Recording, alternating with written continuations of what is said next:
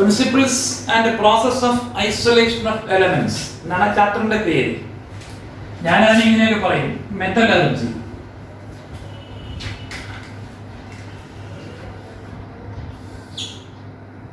ചെറിയൊരു ചാപ്റ്ററാണ്, 3 മാർക്കിന്റെ ക്വസ്റ്റ്യൻസ് ചോദിക്കും. എല്ലാ എൻട്രൻസിന് അതിനകത്തുനിന്നോരോ, എല്ലാ ചാപ്റ്ററിൽ നിന്നും ഉണ്ടല്ലോ, ചോദിക്കും. വളരെ സിമ്പിൾ ആയിട്ടുള്ള ചോദ്യങ്ങളാണ് ചോദിച്ചു വരുന്നത്. എന്താണ് മെറ്റലർജി? നേരത്തെ ചാപ്റ്ററിന്റെ പേര് പറഞ്ഞില്ല, principle and process of isolation of elements.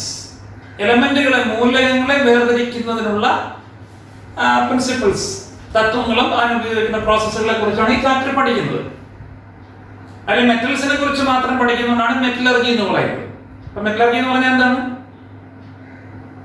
There is a series of steps. സ്റ്റെപ്പുകളാണ്, പല പല സീരീസ് ഘട്ടങ്ങളായിട്ട് എലമെന്റിനെ എക്സ്ട്രാക്ട് ചെയ്യുന്ന പ്രോസസ്സുകൾ എല്ലാത്തിനും കൂടെ ചേർത്ത് വിളിക്കുന്ന പേരാണ് മെറ്റലർജി. നമുക്ക് ആദ്യം അറിഞ്ഞിരിക്കേണ്ടത്, നിങ്ങൾ കൊച്ചു ക്ലാസ്സിൽ പഠിച്ചിട്ടുള്ളതാണ് ഈ കാര്യമെല്ലാം. മിനറൽസ് എന്ന് പറഞ്ഞാൽ എന്താണ്? മലയാളത്തിൽ ധാതുക്കൾ എന്നൊക്കെ വിളിക്കും. അപ്പൊ ധാതു അഥവാ മിനറൽ എന്ന് പറഞ്ഞാൽ എന്താണ്? എക്സാമ്പിൾ പറ. മിനറലിന് ഭൂമിയിൽ കാണുന്ന ഏത് സംയുക്തങ്ങളെ നമുക്ക് എന്ത് വിളിക്കാം? മിനറൽസ് എന്ന് വിളിക്കാം. വാട്ടർ ഒരു മിനറലാണ്. പക്ഷെ നിങ്ങളുടെ കൊച്ചു മനസ്സിലേക്ക് പണ്ട് സാറന്മാര് ചില തെറ്റിദ്ധാരണകൾ ഈ മിനറലിനെ കുറിച്ച് പകർത്തി വെച്ചിട്ടുണ്ട്. അതിന് എന്ന് മാറുമെന്ന് എനിക്ക് അറിഞ്ഞുകൂടാ കേട്ടല്ലോ. അവര് പറഞ്ഞു തന്നിട്ടുള്ളത് മെറ്റാലിക് കോമ്പൗണ്ട്സിനെയാണ് മിനറൽസ് എന്ന് വിളിക്കുന്നതെന്നാണ്. മെറ്റൽ കോമ്പൗണ്ട് ആയിട്ട് മാറണമെങ്കിൽ അതിനകത്ത് നോൺ മെറ്റലും കൂടെ വരണം. ഇതിനങ്ങനെ പറയേണ്ട കാര്യമുണ്ടോ? എന്നിട്ട് തന്നെ പിന്നെ പ്രത്യേകം പഠിപ്പിച്ചിട്ടുണ്ട്, നോൺ മെറ്റാലിക് മിനറൽസിന് എക്സാമ്പിൾ എന്ന് പറഞ്ഞിട്ട് വാട്ടറും സിലിക്കയൊക്കെ നിങ്ങളോട് പറഞ്ഞു തന്നിട്ടുണ്ട്. സിലിക്കൺ ഡൈ ഓക്സൈഡ് മിനറലാണ്, അതിനകത്ത് മെറ്റൽ ഇല്ല. വാട്ടർ മിനറലാണ്, അതിനകത്ത് മെറ്റൽ ഇല്ല. എന്നാൽ ഹേമറ്റൈറ്റ് Fe2O3 മെറ്റൽ ഉണ്ട്, Fe2O3 അതിനകത്ത് ഓക്സിജൻ ഇരിപ്പുണ്ട്. Magnetite Fe3O4,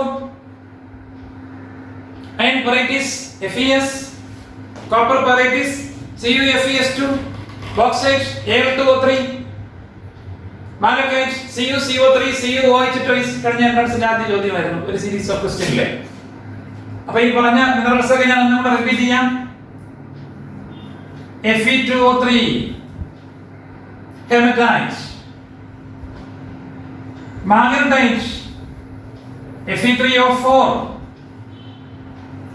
iron peritis, fool's gold എന്ന് പറയപ്പെടുന്ന iron peritis FeS. ഇനി കോപ്പർ പെറൈറ്റിസ്, കോപ്പറിന്റെ പെറൈറ്റിസ്. അപ്പൊ പൈറൈറ്റിസ് തോറുകളെല്ലാം സൾഫൈഡൽ ഫോമിലാണ് എന്ന് ഓർത്തിരിക്കുക. Copper pyrites CuFeS2, copper pyrites. ഇന്നത്തെ ക്വസ്റ്റ്യൻ വീണ്ടും വേറെ ചോദിച്ചിട്ടുണ്ട്. നേരത്തെ ഞാൻ പറഞ്ഞില്ലേ, മാലക്കൈറ്റ് കോപ്പറിന്റെ ഓറാണ്. CuCO3 CuOH2, CuCO3 CuOH2, malachite. Galena, lead sulphide galena. Cinnabar, mercuric sulphide. കളിക്കാൻ എഴുതുന്നല്ല, ഇതൊക്കെ ചോദിച്ചിട്ടുള്ള ചോദ്യങ്ങളാണ്. Mercuric sulphide. Zinc blende, solid സ്റ്റേറ്റിൽ പക്ഷേ സിങ്ക് ബ്ലെൻഡ് സ്ട്രക്ചർ എന്നൊക്കെ പ്രോബ്ലത്തിൽ കിടന്ന കണ്ടു കാണാം. സഡനേസ്, കലാമിൻ, ലാക്ടോ കലാമിൻ ലോഷൻസ് ഒക്കെ നിങ്ങൾ കേട്ട് കാണാം. ഇസോഡൻ CO3 കണ്ട. ഇതൊക്കെ മിനറൽസ് ആണ്. വാട്ടർ മിനറൽ ആണെന്ന് പറഞ്ഞു, നോൺ മെറ്റാലിക് മിനറൽ ആണ്. Silicon dioxide SiO2 non metallic mineral ആണ്.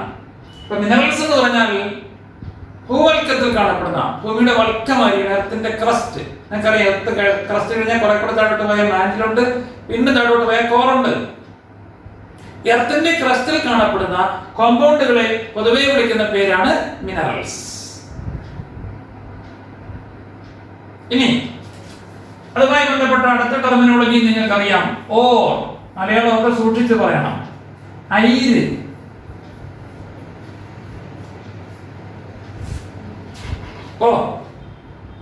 എന്താണ് ഓർ? ഏത് മിനറലിൽ നിന്നാണോ മെറ്റൽ ഇൻഡസ്ട്രിയിലായിട്ട് എക്സ്ട്രാക്ട് ചെയ്യുന്നത് ആ മിനറലിനെയാണ് ഓർ എന്ന് വിളിക്കുന്നത്. ഇപ്പൊ ഇരുമ്പിനുണ്ട്, ഹെമറ്റൈറ്റ് ഉണ്ട്, മാഗ്നറ്റൈറ്റ് ഉണ്ട്, അയൺ വെറൈറ്റീസ് ഉണ്ട്. ഈ കടക്കൽ പ്രദേശത്ത് ഇഷ്ടംപോലെ അയൺ വെറൈറ്റീസ് ഉണ്ട്. അതുകൊണ്ടാണ് ലോകത്ത് എവിടെ ഇടി വെട്ടിയാലും കടക്കൽ ഇടി ആയിരുന്നത് എന്ന് ഇവിടെ ജിയോളജിസ്റ്റുകൾ വന്ന് ഖനനം ചെയ്ത് കണ്ടുപിടിച്ചിട്ടുമുണ്ട്. പക്ഷേ ഈ അയൺ വെറൈറ്റീസ് ഒന്നും അയൺ സാധാരണഗതിയിൽ ഉത്പാദിപ്പിക്കാറില്ല. കാരണം അതിൽ നിന്ന് ലഭിക്കുന്ന അയൺ ക്വാളിറ്റി ഉള്ളതല്ല. അപ്പൊ ചില കാര്യങ്ങളുടെ അടിസ്ഥാനത്തില് നമുക്ക് മിനറലുകൾ കുറെ കിട്ടിക്കഴിഞ്ഞാൽ അതിൽ നിന്ന് നമ്മൾ ഒരു ഓറിനെ സെലക്ട് ചെയ്യും. ഒന്നോ അതിലധികം ഓർ, ഇത് രണ്ട് ഓറാണ്, ഇത് രണ്ടിൽ നിന്നും ക്വാളിറ്റി ഉള്ള അയൺ നമുക്ക് ലഭിക്കും. അപ്പൊ ഏത് മിനറലിൽ നിന്നാണോ നമ്മൾ മെറ്റൽ എക്സ്ട്രാക്ട് ചെയ്യുന്നത് ഇൻഡസ്ട്രിയിലായിട്ട് ആ മിനറലിനെ വിളിക്കുന്ന പേരാണ് or. So all the minerals are not ores because metal is not extracted industrially and conveniently from all the minerals. So all the minerals are not ores. But all the ores are minerals because all of them are obtained from earth crust. പക്ഷെ എല്ലാ ഓറുകളും മിനറലാണ്. കാരണം എല്ലാ ഓറുകളും എർത്തിന്റെ ക്രസ്റ്റിലുള്ളവരാണ്. ഒരു question, 3 question പഠിച്ച് എന്താണ് mineral, എന്താണ് ഓറ് അല്ലേ? പിന്നെ അടുത്ത ക്വസ്റ്റ്യൻ പഠിച്ചു എല്ലാ മിനറൽസും ഓറല്ല, പക്ഷെ എല്ലാ ഓറുകളും മിനറലാണ്. എന്തുകൊണ്ട്? തിരിഞ്ഞാലും ഇനി Fe2O3 അയണിന്റെ ഓക്സിഡൈസ് സ്റ്റേറ്റ്, ഇതൊക്കെ വേറെ ചാപ്റ്റർ ചോദിക്കുന്നതാണ്. Fe3O4 അയണിന്റെ ഓക്സിഡൈസ് സ്റ്റേറ്റ് ഫസ്റ്റ് പഠിച്ചതാണ്. യഥാർത്ഥത്തിൽ Fe3O4 എന്ന സാധനമേ ഇല്ല. അതിന് ഇങ്ങനെയാണ് എന്റെ സ്പ്ലിറ്റ് അപ്പ്. Fe2O3യും FeOയും ഇതൊക്കെ എൻട്രൻസിലും അല്ലാതെ ചോദിച്ചതാണ്. Fe3O4 3 അയൺ ഉണ്ട്. ഇനി കൂട്ടി നോക്ക്. കണ്ടാ, ഈ അയണിന് +2ഉം ഈ 2 അയണുകൾക്ക് +3യുമാണ്. അങ്ങനെയാണ് ഓപ്ഷൻ ചോദിച്ചിരുന്നത്. Fe3O4 താഴെ തന്നിരിക്കുന്ന ഏതാണ് ശരി?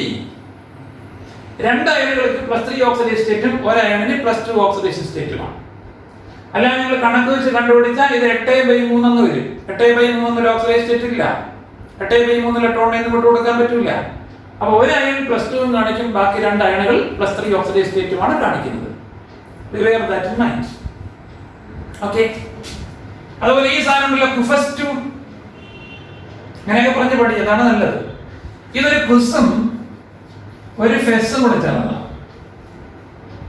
ഒരു കോപ്പർ സൾഫൈഡ് ഒരു അയൺ സൾഫൈഡും കൂടെ ചേർന്നതാണ് കുഫസ്2. പിന്നീട് ഇതിന്റെ കെമിസ്ട്രി എടുത്ത് പഠിക്കാനുണ്ട്. അപ്പൊ അതങ്ങനെയൊക്കെ എനിക്ക് പറഞ്ഞു തരണം ഇങ്ങോട്ട്. ഒരു മാലക്കൈറ്റ്, ഇതൊരു ബേസ് അല്ലേ? ഹൈഡ്രോക്സൈഡ് വരുമ്പോൾ ബേസ് അല്ലേ? ഒരു ബേസ് ചേർന്ന കോപ്പർ കാർബണേറ്റ്, അങ്ങനെയും ഒരിക്കൽ പരീക്ഷയ്ക്ക് ചോദിച്ചിരുന്നു. അപ്പൊ ബേസിക് കോപ്പർ കാർബണേറ്റ് ആണ് മാലക്കൈറ്റ്. ഇപ്പൊ ഓക്സൈഡുകളുടെ ഫോമിൽ കാണും, സൾഫൈഡുകളുടെ ഫോമിൽ കാണും. അതുകൊണ്ടാണല്ലോ ഓക്സിജൻ ഫാമിലി ചാൽക്കോജൻസ് എന്ന് വിളിച്ചത്, ഓർ പ്രൊഡ്യൂസ് ചെയ്യുന്നവരായതുകൊണ്ട്. പിന്നെ ഓർ വരാവുന്ന പ്രധാനപ്പെട്ട ഒരു രൂപമാണ് carbonate. Zinc carbonate, calamine, ലാക്ടോ calamine ലോഷനുകളിൽ നമ്മൾ അലർജിക്കൊക്കെ പുരട്ടുന്ന അതിനകത്ത് ഈ കലാമിനാണുള്ളത്, സിങ്ക് കാർബണേറ്റ്. ഇനി ഞാൻ എത്തി കഴിയുമ്പോൾ സൾഫൈഡ് ഓറുകൾക്ക് എക്സാമ്പിൾ പറയുമ്പോൾ കണ്ട സൾഫൈഡ് ഓറുകൾ വന്ന് നിറഞ്ഞിരിക്കുന്നത്. ഓക്സൈഡ് ഓറുകൾക്ക് എക്സാമ്പിൾ പറയാൻ പറയുമ്പോൾ അത് പറയണം. കാർബണേറ്റ് ഓറുകൾക്ക് എക്സാമ്പിൾ പറയാൻ പറയുമ്പോൾ അങ്ങനെ ഇങ്ങോട്ട് പറയണം. എന്നാലേ ഇത് മുന്നോട്ട് പോകുള്ളൂ. സിമ്പിൾ ആണ് ചാപ്റ്റർ. അപ്പൊ എന്താണ് മെറ്റലർജി എന്ന് പറഞ്ഞാൽ? The different steps and processes or technologies involved in the extraction of pure metal. വാക്കെടുത്ത് പറയണം, ശുദ്ധമായ ലോഹം. അപ്പൊ ആദ്യം നമുക്ക് കിട്ടുന്ന ശുദ്ധ ലോഹം ഒന്നും ആയിരിക്കണമെന്നില്ല. കിട്ടുന്നതിന് പിന്നെ നമ്മൾ ശുദ്ധീകരിക്കും. Pure metal from the selected ore. Select ചെയ്ത ഓറിൽ നിന്നും പരിശുദ്ധമായ ലോഹം നിർമ്മിക്കുന്നതിന് പല ടെക്നോളജീസും പ്രിൻസിപ്പിൾസും സ്റ്റെപ്പുകളും ഒക്കെ നമുക്ക് ഉപയോഗിക്കേണ്ടതായിട്ട് വരും. അതിനെ എല്ലാത്തിനെയും കൂടി ചേർത്ത് വിളിക്കുന്ന പേരാണ് മെറ്റലർജി ഓർ മെറ്റലർജിക്കൽ ഓപ്പറേഷൻസ്. അപ്പോൾ നമ്മൾ ആദ്യം പഠിച്ചു എന്താണ് mineral. Compounds generally found in the earth crust are termed as, or compounds found in the earth crust are generally termed as minerals. അത് മെറ്റാലിക്കും ആകാം, നോൺ മെറ്റാലിക് മിനറൽസും ആകാം. The mineral from which metal is extracted industrially or the mineral which is used for the industrial extraction of metal is called ore. So all the minerals are not ores, since metal cannot be extracted industrially from all the minerals. But all the ores are minerals because all the ores are obtained from earth crust. Okay. പിന്നെ ചില ഓറുകൾക്ക് എക്സാമ്പിളും അതിന്റെ ഫോർമുലയും അതിന്റെ oxidation സ്റ്റേറ്റും ഒക്കെയാണ് നമ്മൾ ഈ പഠിച്ചിരിക്കുന്നത്. അപ്പൊ ഇത് പുസ്തകത്തിൽ ഒരു ടേബിൾ ആയിട്ട് കൊടുത്തിട്ടുണ്ട്. ആ ടേബിൾ അതുപോലെ എഴുതി നോട്ട്ബുക്കിൽ വെച്ച് പഠിക്കണം. ഈ വർഷം എൻട്രൻസിന്റെ ചോദ്യം ചോദിച്ചു, കഴിഞ്ഞ വർഷം ചോദിച്ചു കേട്ടല്ലോ. അപ്പൊ ശ്രദ്ധിച്ച് പഠിച്ചാൽ ഞാൻ നിങ്ങൾക്ക് ഫസ്റ്റ് ഇയറിലെ ഉറപ്പ് തന്നിട്ടുണ്ട്, നമ്മൾ റിപ്പീറ്റ് ചെയ്യാതെ തന്നെ ക്വാളിഫൈ ചെയ്യാൻ പറ്റുമെന്ന്. പിന്നെ പഠിക്കുന്നവർക്കേ പറ്റുള്ളൂ. അതുകൊണ്ട് ടെക്സ്റ്റിലെ ഒരു വരിയും വിടാതെ പഠിച്ചു വരിക എല്ലാ ചാപ്റ്ററിലും. ഞാൻ അങ്ങനെയാണ് പഠിപ്പിച്ചു വരുന്നത്. പിന്നെ അബദ്ധവശാൽ ഏതെങ്കിലും വരികൾ വിട്ടുപോയിട്ടുണ്ടെങ്കിൽ നിങ്ങളോട് ടെക്സ്റ്റ് വായിക്കാൻ ഞാൻ ഓർമ്മിപ്പിക്കുന്നുണ്ട്. അപ്പൊ അതുപോലെ ചെയ്യാം. ഇപ്പൊ മിനറൽസും ഓറും ആ ടേബിളും ഞാൻ തരുന്ന നോട്ടിൽ ഇല്ലെങ്കിലും ആ ടേബിൾ അതുപോലെ പകർത്തി വെച്ച് ഏതൊക്കെയാണെന്ന് വെച്ചാൽ പഠിക്കുക. പിന്നെ ഞാൻ ഇവിടെ പറഞ്ഞ അയൺ വെറൈറ്റീസ് ഇഷ്ടം പോലെ ഉണ്ട്, പക്ഷെ അതിൽ നിന്ന് ഇരുമ്പ് ഉത്പാദിപ്പിക്കാറില്ല. അപ്പോൾ അയണിന്റെ ഓറായിട്ട് നമുക്ക് അയൺ വെറൈറ്റീസിനെ കണക്കാക്കാൻ പറ്റില്ല. കാരണം അതിൽ നിന്ന് ഉണ്ടാക്കുന്ന ഇരുമ്പ് ക്വാളിറ്റി ഉള്ളതല്ല. അതിലെ പ്രധാനപ്പെട്ട ഇമ്പ്യൂരിറ്റി സൾഫർ ആണ്. സൾഫറിന്റെ പ്രസൻസ് ചെറിയ രീതിയിലെങ്കിലും ഇരുമ്പിൽ വന്നു കഴിഞ്ഞാൽ അത് ബ്രിട്ടിലായി പോകും. ചോക്കൊക്കെ ഒടിയുന്നതിൽ ഒടിഞ്ഞു പോകും. അപ്പൊ നമുക്ക് അതിനെ വെൽഡ് ചെയ്യാൻ പറ്റില്ല, ഫോർക്ക് ചെയ്യാൻ പറ്റില്ല, ഹാമർ ചെയ്യാൻ പറ്റില്ല, പൊട്ടി പൊട്ടി പൊട്ടി ഞങ്ങൾ പോകും. അത്ര ഇരുമ്പ് കൊണ്ട് എന്ത് പ്രയോജനം? അതുകൊണ്ട് ഇഷ്ടംപോലെ ഇത് ഭൂമിയിൽ ഉണ്ടെങ്കിലും ഈ അയൺ വെറൈറ്റീസ് ഒന്നും സാധാരണഗതിയിൽ എന്തുണ്ടാക്കാറില്ല, അയൺ ഉണ്ടാക്കാറില്ല. അത് ഉണ്ടാക്കിയാൽ തന്നെ അത് പിന്നെ ഇതിന്റെ സൾഫർ കണ്ടന്റ് പൂർണ്ണമായും മാറ്റാൻ ഒരുപാട് ബുദ്ധിമുട്ടേണ്ടി വരും. അപ്പൊ അതിനേക്കാൾ നല്ലത് വളരെ എളുപ്പത്തിൽ ഉണ്ടാക്കാൻ പറ്റുന്നതല്ലേ ഉണ്ടാക്കുന്നത്. അപ്പൊ എങ്ങനെയാണ് മിനറലിൽ നമ്മൾ ഓറിനെ സെലക്ട് ചെയ്യുന്നത്? ഏതിന്റെയൊക്കെ ബേസിസിലാണ്? ഒന്ന്, ഏറ്റവും കൂടുതൽ ലഭിക്കുന്ന മിനറലിനെ നമ്മൾ ഓറായിട്ട് സെലക്ട് ചെയ്യാൻ ശ്രമിക്കും. അപ്പൊ ഓറിന്റെ ലഭ്യത. രണ്ട്, അതിനകത്തുള്ള ഇമ്പ്യൂരിറ്റീസിന്റെ നേച്ചർ. നേച്ചർ നോക്കിയപ്പോൾ നമ്മൾ ഇതിനെ അവോയ്ഡ് ചെയ്തു. നേച്ചർ. മൂന്ന്, മെറ്റലിന്റെ കോൺസെൻട്രേഷൻ. കൂടുതൽ മെറ്റൽ ഉള്ളത്. ഇവിടെ കൂടുതൽ മെറ്റലൊക്കെ ഉണ്ട്, പക്ഷേ ഇമ്പ്യൂരിറ്റി മോശം ആയതുകൊണ്ട് നമുക്ക് സെലക്ട് ചെയ്യാൻ പറ്റില്ല. രണ്ട് കാര്യം കൂടെ സാറ്റിസ്ഫൈ ചെയ്ത് ഇഷ്ടം പോലെ ഉണ്ട് ഭൂമിയിൽ. രണ്ടാമത്തെ അയൺ ഇഷ്ടം പോലെ ഉണ്ട്, പക്ഷെ മൂന്നാമത്തെ കാര്യം വന്നപ്പോൾ അവിടെ ഇമ്പ്യൂരിറ്റിയുടെ നേച്ചർ നോക്കിയപ്പോൾ അതിനെ സെലക്ട് ചെയ്ത് ഉണ്ടാക്കിയിട്ട് പ്രയോജനമൊന്നും ഇല്ല. നാല്, ഈസിനെസ് ടു റിമൂവ് ഇമ്പ്യൂരിറ്റീസ്. അതിൽ നിന്നുള്ള ഇമ്പ്യൂരിറ്റീസ് റിമൂവ് ചെയ്യാനുള്ള എളുപ്പം, അഥവാ easiness to extract the metal from the mineral. ഇതൊക്കെ നോക്കിയിട്ട് ഇതിൽ കൂടുതൽ കാര്യങ്ങൾ സാറ്റിസ്ഫൈ ചെയ്യുന്ന മിനറലിനെ നമ്മൾ ഓറായിട്ട് സെലക്ട് ചെയ്യും. ഏതൊക്കെ കാര്യങ്ങൾ നോക്കും? ഒന്ന്, അതിന്റെ അവൈലബിലിറ്റി നോക്കും. രണ്ട്, അതിനകത്തുള്ള ഇമ്പ്യൂരിറ്റീസിന്റെ നേച്ചർ നോക്കും. മൂന്ന്, അതിനകത്തുള്ള ഇമ്പ്യൂരിറ്റീസിനെ റിമൂവ് ചെയ്യാനുള്ള എളുപ്പം നോക്കും. നാല്, അതിനകത്ത് ലഭിക്കുന്ന മെറ്റലിന്റെ ക്വാളിറ്റി നോക്കും. ഏറ്റവും ഇമ്പോർട്ടന്റ് ക്വാളിറ്റിയാണ്. അപ്പൊ ഇതൊക്കെ നോക്കിയിട്ടാണ് നമ്മൾ മിനറലിൽ നിന്ന് ആരെ സെലക്ട് ചെയ്യുന്നത്? ഓറിനെ സെലക്ട് ചെയ്യും. അങ്ങനെ ഓറ് കിട്ടിക്കഴിഞ്ഞാൽ ആ ഓറിനെ സെലക്ട് ചെയ്ത് കഴിഞ്ഞാൽ അതിൽ നിന്ന് ശുദ്ധമായ മെറ്റൽ ഉണ്ടാക്കിയെടുക്കുന്ന പ്രിൻസിപ്പിൾസിനെയും പ്രോസസ്സിനെയും സ്റ്റെപ്പുകളെയും ടെക്നിക്കുകളെയും കൂടെ ചേർത്ത് വിളിക്കുന്ന പേരാണ് മെറ്റലർജി ഓർ മെറ്റലർജിക്കൽ ഓപ്പറേഷൻസ്. അതെന്തൊക്കെയാണെന്നാണ് നമുക്കിവിടെ പഠിക്കേണ്ട ഡീറ്റെയിൽ ആയിട്ട്. ഓക്കെ. ആ മെറ്റലർജിയുടെ പ്രധാനപ്പെട്ട സ്റ്റെപ്പുകൾ, പ്രധാനപ്പെട്ട എന്ന് പറയുമ്പോൾ അതിലേക്ക് വേറെ സ്റ്റെപ്പുകളും കൂടെ കയറി വരുമ്പോൾ നിങ്ങൾ ഓർത്ത് വെച്ചോളാം. പ്രധാനപ്പെട്ട സ്റ്റെപ്പുകൾ ഏതൊക്കെയാണ്? ഒന്ന്, ക്രഷിംഗ് ആൻഡ് പൾവറൈസേഷൻ. ആ വാക്കാണ് നല്ലത്. ചിലപ്പോൾ ഗ്രൈൻഡിങ് എന്ന് വിളിക്കും. Crushing and pulverisation. രണ്ട്, ഡ്രസ്സിംഗ്. ഇതിന്റെ വേറൊരു പേരാണ് കോൺസെൻട്രേഷൻ, വേറൊരു പേരാണ് ബെനിഫാക്ഷൻ. ഈ വാക്കുകളൊക്കെ അറിഞ്ഞിരിക്കാം. മൂന്ന്, റിഡക്ഷൻ ഓഫ് മെറ്റാലിക് കോമ്പൗണ്ട്. മിക്കവാറും ഓക്സൈഡ് ആയിരിക്കും, അതുകൊണ്ട് ഓക്സൈഡ് എന്ന് എഴുതിയാലും മതി. റിഡക്ഷൻ ഓഫ് മെറ്റാലിക് ഓക്സൈഡ്, അല്ലെങ്കിൽ ഇതിനെ വിളിക്കും എക്സ്ട്രാക്ഷൻ ഓഫ് മെറ്റൽ. മെറ്റലിനെ വേർതിരിച്ചെടുക്കുക. കോമ്പൗണ്ടിനെ റെഡ്യൂസ് ചെയ്യുമ്പോൾ ഇത് മെറ്റൽ കിട്ടുമല്ലോ. Reduction of metallic oxide, metal ഓക്സൈഡും കിട്ടും. അപ്പൊ എക്സ്ട്രാക്ഷൻ ഓഫ് മെറ്റൽ എന്ന് വിളിക്കാം. ഇതിന് രണ്ടിനിടയ്ക്ക് വേറൊരു സംഗതി ഉണ്ട്, അതാണ് പ്രധാനപ്പെട്ട സ്റ്റെപ്പ് എന്ന് വിളിച്ചത്. നാല്, റിഫൈനിങ്. വാക്കിന്റെ അർത്ഥം തന്നെ റീഫൈനിങ്, ഒന്നും കൂടെ ഫൈൻ ആക്കുക. മെറ്റൽ കിട്ടി അതിനെ ഒന്നും കൂടെ ശുദ്ധീകരിച്ചു. അതാണ് ഞാൻ പറയുന്നത്, ശുദ്ധമായ മെറ്റൽ കിട്ടുക. Refining or purification of metal.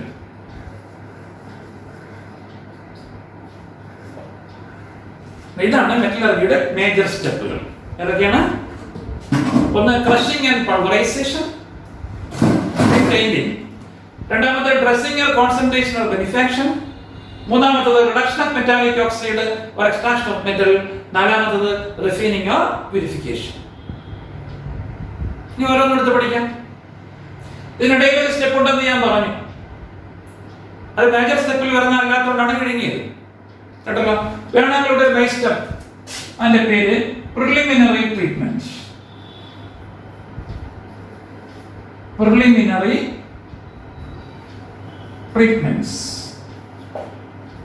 Major step അല്ല, അതുകൊണ്ട് അത് ഓർത്തിരിക്കാം. പിന്നെ ക്വസ്റ്റ്യൻ ഉണ്ട്.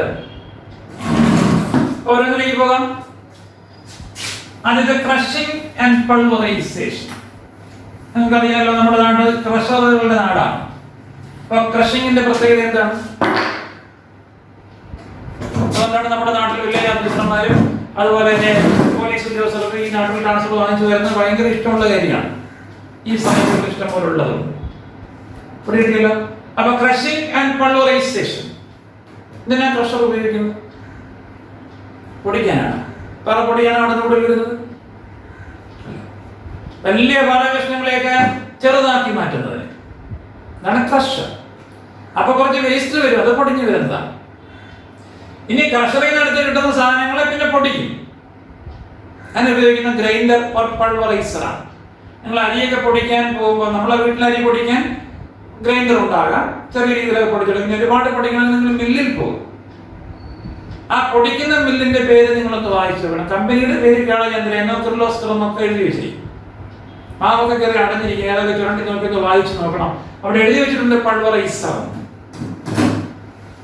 അപ്പൊ നമുക്ക് ഓറൊക്കെ കിട്ടുന്നത്, അല്ലെങ്കിൽ മിനറൽസ് കിട്ടുന്ന പാറകളുടെ ഫോമിലാണ്. വലിയ വലിയ പാറകളുടെ ഫോമിലൊക്കെ ആയിരിക്കും കിട്ടുന്നത്. അപ്പൊ സ്വർണ്ണമൊക്കെ എക്സ്ട്രാക്ട് ചെയ്ത് പോകുമ്പോൾ ഭയങ്കര ഒരു കണ്ടെയ്നർ, 10-25 ടയറായിട്ടുള്ള ഒരു കണ്ടെയ്നർ ലോറിയിൽ കൊണ്ടുപോകുന്നൊരു വലിയ പാറ ചിലപ്പോൾ എക്സ്ട്രാക്ട് ചെയ്തൊക്കെ വരുമ്പോൾ 1-2 ഗ്രാം സ്വർണ്ണമൊക്കെ ആയിരിക്കും കിട്ടുന്നത്. ബിസ്മത്ത് ഒറൈറ്റ് എന്ന് പറയുന്നൊരു ഓറുണ്ട് സ്വർണ്ണത്തിന്.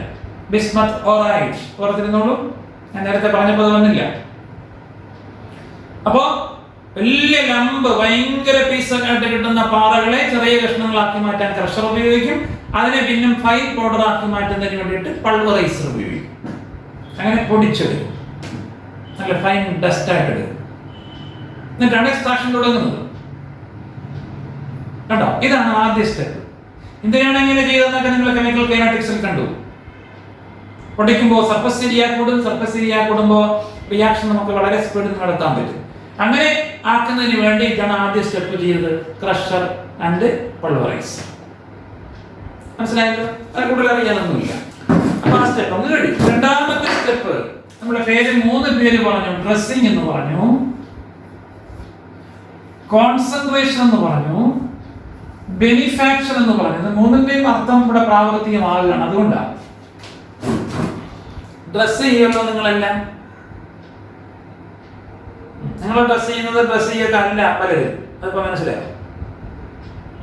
നിങ്ങൾ കോഴിക്കടയിലൊക്കെ പോകുമല്ലോ, കോഴിയൊക്കെ വാങ്ങിക്കാൻ. ചെറുക്കന്മാരെങ്കിലൊക്കെ പോകുമല്ലോ, മറ്റൊരു കൂടെയൊക്കെ പോയിരുന്നിരിക്കും. അവിടെ ചെന്ന് നമ്മൾ പറയാം, 2 കോഴി എടുക്കൂ, തൂക്കി, അല്ലെങ്കിൽ ഇത്ര കിലോ കോഴി വേണം, എടുത്തു. അതിനെ അറുത്ത് ഡ്രസ് ചെയ്ത് തരാൻ പറയും നമ്മൾ. എല്ലാം അവിടെ എഴുതി വെച്ചിട്ടുണ്ട്, അറുത്ത് ഡ്രസ് ചെയ്ത് കൊടുക്കപ്പെടുന്നൊക്കെ പല കടകളിലൊക്കെ എഴുതി വെച്ചിട്ടുണ്ട്. ഹലാലാക്കി കൊടുക്കപ്പെടുന്ന ചില കടകളിൽ എഴുതി വെച്ചിട്ടുണ്ട്. എന്താ ഡ്രസ് ചെയ്ത് കൊടുക്കും എന്ന് പറഞ്ഞാൽ ടീഷർട്ടും ജീൻസും ഇട്ട് തന്നു കൊടുക്കും കോഴിയെ.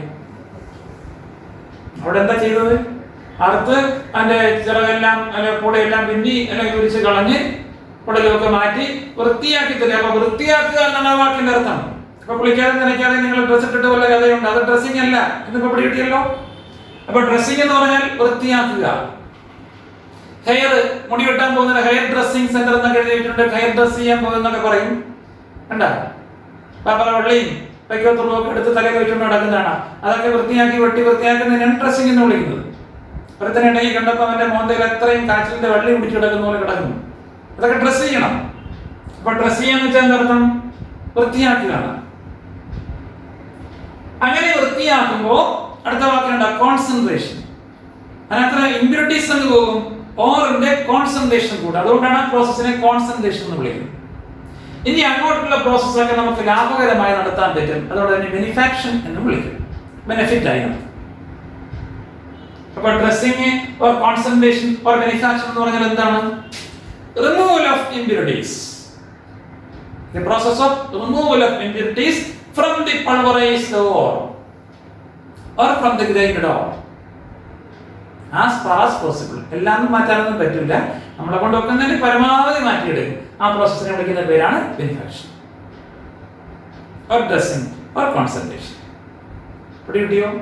അതിന് പല പല പല പല മാർഗങ്ങൾ ഉപയോഗിക്കും. 10ാം ക്ലാസ്സിലോ 9ാം ക്ലാസ്സിലോ നിങ്ങൾ പഠിച്ചത് അവിടെ കൂട്ടൊന്ന് ആലോചിച്ച് നോക്കൂ.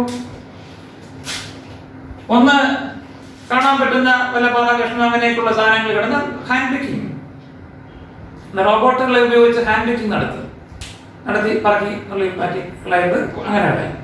2, പാറ്റുക, വിന്നോവിങ്. ഇതൊക്കെ ഞാൻ പുസ്തകത്തിലില്ലാത്ത പറഞ്ഞിരുന്നതാണ്. ഇതൊക്കെ ഡ്രസ്സിംഗ് മെത്തേഡുകളാണെന്ന് മനസ്സിൽ വെച്ചോളൂ. ഹാൻഡ് പിക്കിംഗ്, വിന്നോവിങ് ഒക്കെ ഇതിന് ഉപയോഗിക്കുന്നതാണ്, ഡ്രസ്സിങ്ങിന് ഉപയോഗിക്കണം. പാറ്റി കാലം കുറഞ്ഞതിനേക്കും കളയാം. നിങ്ങളുടെ പുസ്തകത്തിലുള്ളത് ലെവിഗേഷൻ. ഇതിന്റെ വേറൊരു പേരാണ് ഹൈഡ്രോളിക് വാഷിംഗ്.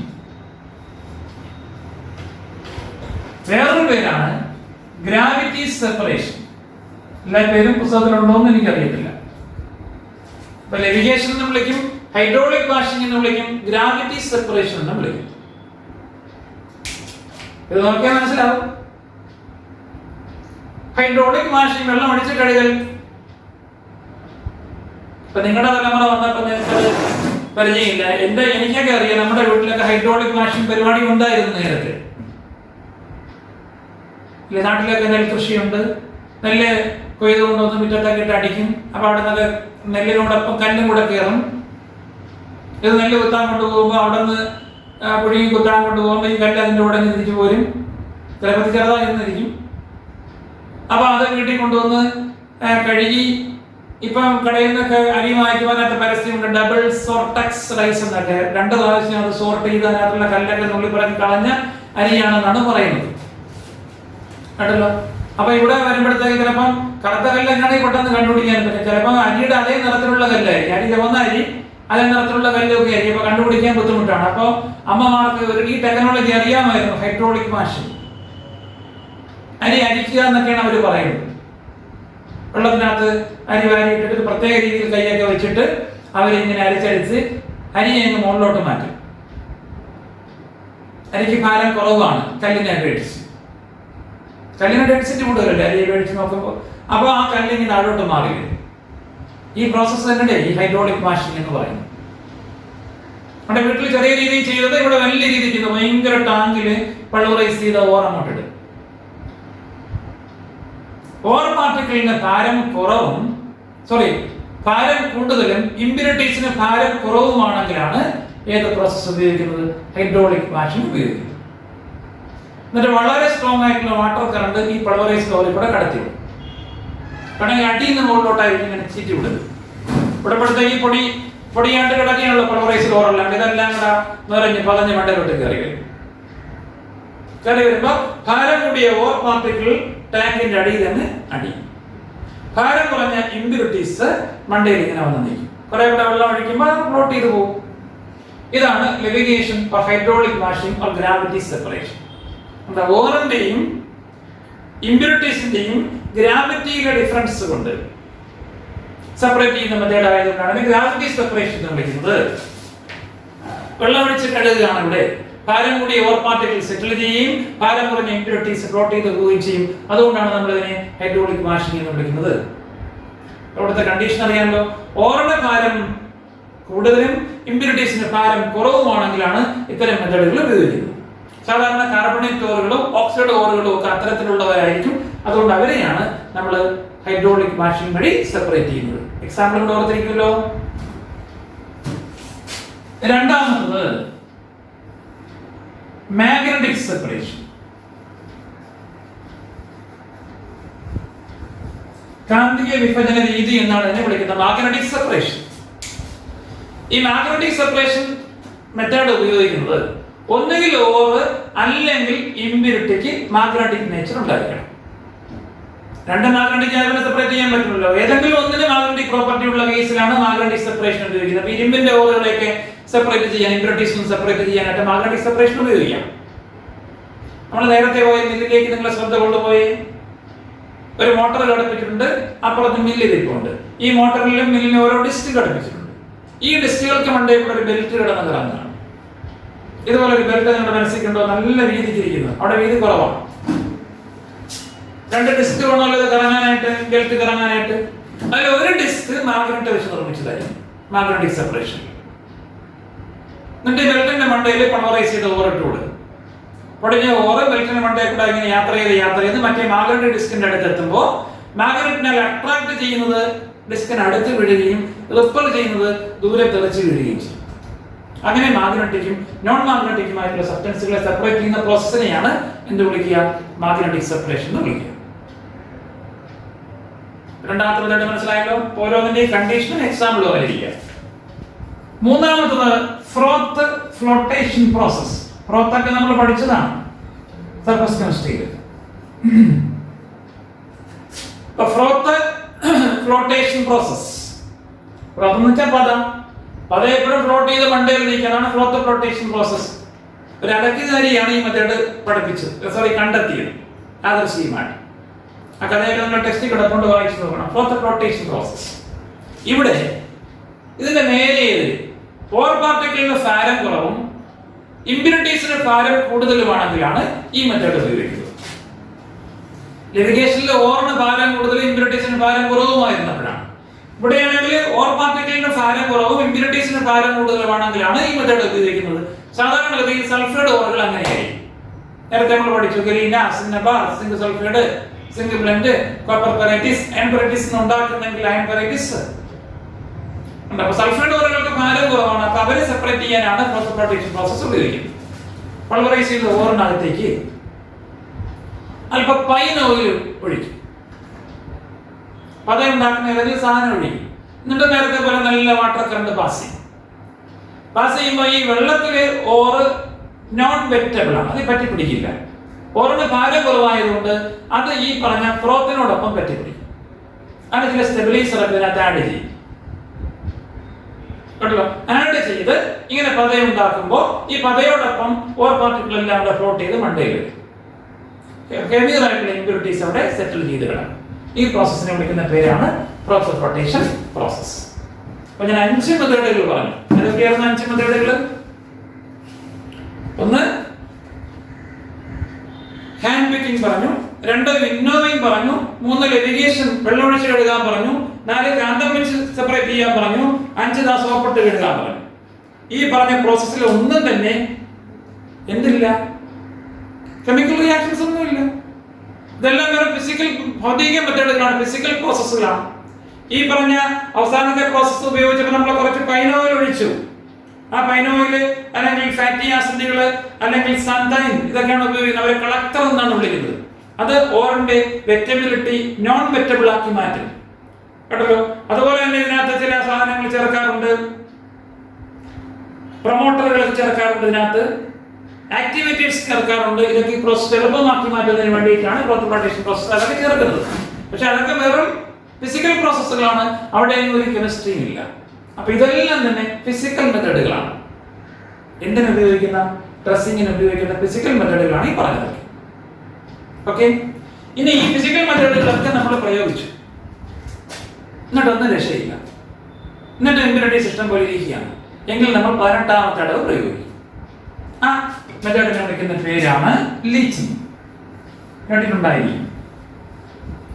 ലീച്ചിങ് എന്ന് വെച്ചാൽ അലിയിപ്പിക്കുക എന്നാണ് ആ വാക്കിന്റെ അർത്ഥം. ലീച്ചിങ് ലയിപ്പിച്ചെടുക്കുക ആണ് ലീച്ചിങ്. അപ്പൊ നിങ്ങള് വാട്ട് ഈസ് ലീച്ചിങ് എന്ന് ചോദിച്ചാൽ ആദ്യം എഴുതേണ്ട സെന്റൻസിന് ഇതാണ്, it is A chemical concentration method. ഇതെല്ലാം ഫിസിക്കലാണ്. പക്ഷെ ലീച്ചിങ് എന്താണ്? കെമിക്കൽ കോൺസെൻട്രേഷൻ മെത്തേഡാണ്. നമ്മൾ മറ്റൊക്കെ പരിശോധിച്ച് നോക്കി പറ്റില്ല, ഇമ്പ്യൂരിറ്റീസ് ഒക്കെ അതിനകത്തിരിക്കുകയാണ്. അപ്പൊ നമുക്ക് ഇനി ഇതിനെ എങ്ങനെയെങ്കിലും റിമൂവ് ചെയ്യണം. അതിന് വേണ്ടിയിട്ട് നമ്മൾ കെമിസ്ട്രി ഉപയോഗിക്കാൻ പോവാണ്. That's A chemical concentration method. അതിന് നമ്മളൊരു സോൾവെന്റിനെ സെലക്ട് ചെയ്തത്. ആ സോൾവെന്റ് ഇങ്ങനെയുള്ളതായിരിക്കണം. ഒന്നുകിൽ ഇമ്പ്യൂരിറ്റിയെ അല്ലെങ്കിൽ ഓറിനെ സെലക്ട് ചെയ്ത് ഡിസോൾവ് ചെയ്യുന്നതായിരിക്കണം. രണ്ടും കൂടെ ഡിസോൾവ് ചെയ്താൽ പിന്നെ മൂന്നെണ്ണത്തിന് സെപ്പറേറ്റ് ചെയ്യേണ്ടി വരും. നേരത്തെ രണ്ടേ ഉണ്ടായിരുന്നുള്ളൂ. അപ്പൊ എന്താ ചെയ്യേണ്ടത്? ഒന്നുകിൽ ഓറിനെ അല്ലെങ്കിൽ ഇമ്പ്യൂരിറ്റീസിനെ മാത്രം ഡിസോൾവ് ചെയ്യാൻ പറ്റുന്ന ഒരു സോൾവെന്റിനെ എന്ത് ചെയ്യണം? സെലക്ട് ചെയ്യണം. പ്രിഫറബിളി ഇത് ഓറിനെ ഡിസോൾവ് ചെയ്യിപ്പിക്കാൻ പറ്റുന്നതാണെങ്കിൽ അതായിരിക്കും നല്ലത്. അങ്ങനെ ഓറിനെ ഇമ്പ്യൂരിറ്റീസിനെയും കൂടെ സെപ്പറേറ്റ് ചെയ്യുന്ന പ്രോസസ്സിനെ വിളിക്കുന്ന പേരാണ് ലീച്ചിങ്. നിങ്ങൾ പഠിച്ചിട്ടുണ്ട് ബോക്സൈറ്റിന്റെ പ്യൂരിഫിക്കേഷൻ. അത് ഓക്സൈഡൽ ഫോമിലുള്ള ഓറാണ്. ബോക്സൈറ്റിന്റെ പ്യൂരിഫിക്കേഷന് അവിടെ സോഡിയം ഹൈഡ്രോക്സൈഡോ പൊട്ടാസ്യം ഹൈഡ്രോക്സൈഡോ ആണ് സോൾവെന്റ് ആയിട്ട് ഉപയോഗിക്കുന്നത്. സ്വർണം, വെള്ളി, പ്ലാറ്റിനം അവരുടെയൊക്കെ പ്യൂരിഫിക്കേഷന് സോഡിയം സയനൈഡോ പൊട്ടാസ്യം സയനൈഡോ ആണ് സോൾവെന്റ് ആയിട്ട് ഉപയോഗിക്കുന്നത്. ആ എക്സാമ്പിൾസ് കൊണ്ട് ഓർമ്മയിരിക്കട്ടെ. ഇത് നമുക്ക് പഠിക്കണം ബോക്സൈറ്റിന്റെ പ്യൂരിഫിക്കേഷൻ. അപ്പോൾ ലീച്ചിങ് ഉപയോഗിക്കുന്ന മെത്തേഡ് ടെസ്റ്റിംഗ് അഥവാ കോൺസെൻട്രേഷൻ എന്താണ്, അതിനുപയോഗിക്കുന്ന മെത്തേഡുകൾ ഏതൊക്കെയാണ്, ഫിസിക്കൽ മെത്തേഡുകൾ ഏതൊക്കെയാണ്, കെമിക്കൽ മെത്തേഡിന്റെ പേരെന്താണ്, അവിടെ എങ്ങനെയാണ് സെപ്പറേറ്റ് ചെയ്യുന്നത്, ഇത്രയും മനസ്സിലായോ? ഓക്കെ. അപ്പൊ നമുക്കിനി അടുത്ത സ്റ്റെപ്പിലേക്ക് അടുത്ത ക്ലാസ്സിൽ പോകാം.